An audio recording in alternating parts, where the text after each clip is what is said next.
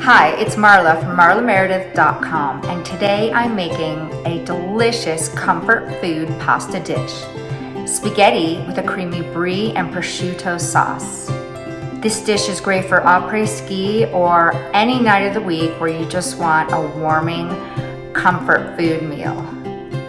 We've got olive oil, soft brie cheese, a little bit of mustard, white wine, cream, shallots, prosciutto, spaghetti, green onion, parsley, and a little bit of lemon.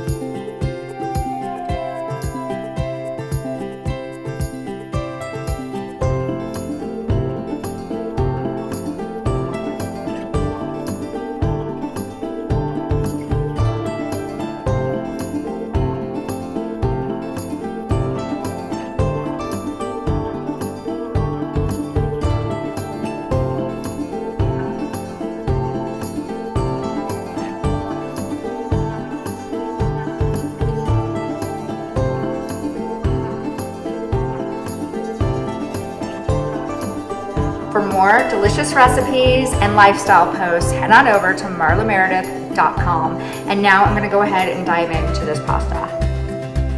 Okay, that's delicious.